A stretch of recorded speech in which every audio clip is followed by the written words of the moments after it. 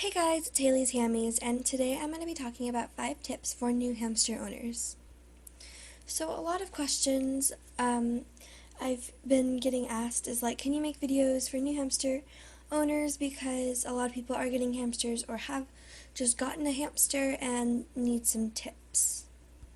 So yeah, let's just get started. Okay, so the first tip that I do have is get a silent wheel. So silent wheels are really fantastic, and they're just a really great thing to have because your hamster is going to be active at night and they would like something to do.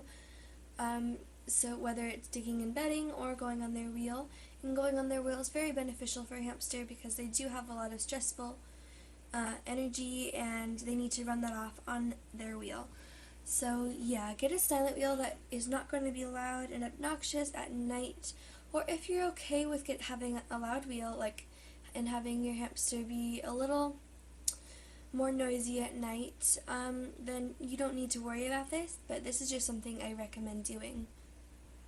So I recommend flying saucers, silent spinners, and things like rodent wheels. I don't personally have one of those, but most silent wheels can be found online. Okay, so the next tip is going to be get the biggest cage you can get your hands on. So I know a lot of people don't have the space for a large cage. So if you don't really have the space for even a smaller cage, don't get a hamster. I know this is not what you would like to hear. She has a piece of bedding on her whiskers. I know this isn't what you would like to hear, but if you can't get a cage bigger than 360 square inches, I think, then don't get one at all. Don't get a hamster at all, because you don't want to make your hamster suffer while living in a tiny cage.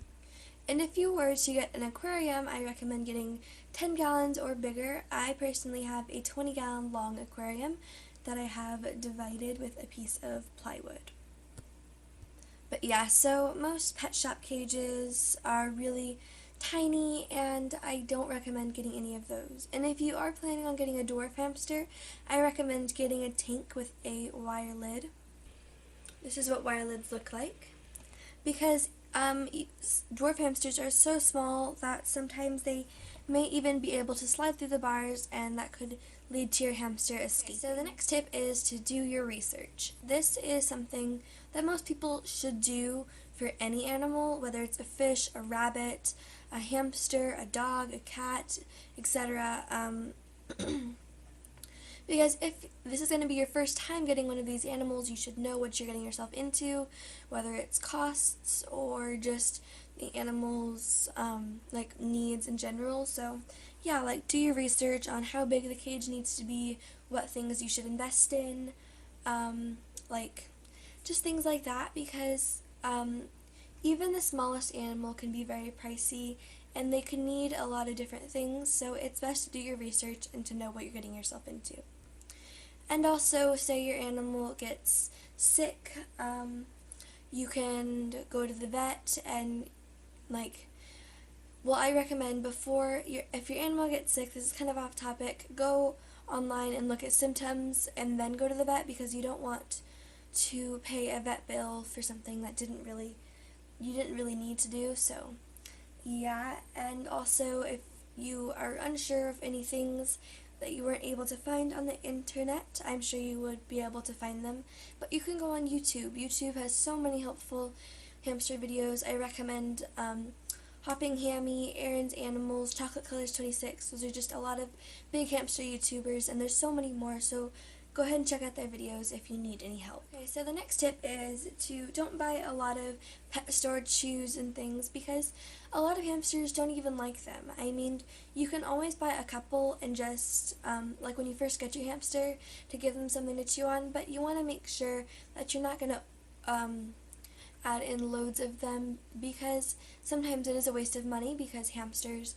don't always like them because they lack in flavor and they're just kind of boring. So what you can do is you can make things like these, or just put a toilet paper tube in their cage, and it's both a chew and a toy for them. So yeah, and also sometimes it's just kind of annoying for hamsters. I found that our Syrian hamster Pickles hates chews, and he just kind of pushes them around and shows no interest.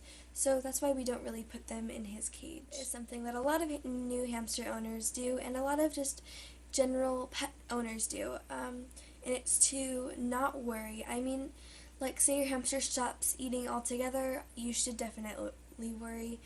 And say your hamster's not using their wheel, they're not using their toys. When you first get them, they're going to be very stressed. So that's not something that's a health problem or anything. So you don't really need to worry about every last little thing. So yeah, but there's like in other cases you should worry just about a few things. Like say your hamster stops drinking water, or they stop eating, they're spending all parts of the day, even at night, in their house. Maybe you should worry and just, I hope you get the idea. Just one little bonus tip. This is something for any pet that you should do, like any animal.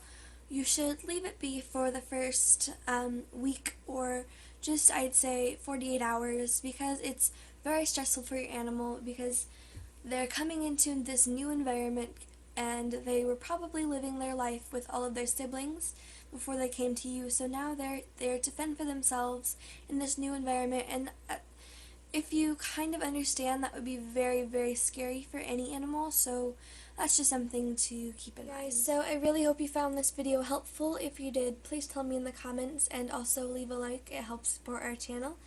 And if you have any video requests, please leave those in the comments, and I would gladly look at them and maybe make a couple of those videos. And also, if you have any other tips for new hamster owners, leave those in the comments, and it would really be helpful for everybody. So yeah, guys, thanks so much for watching.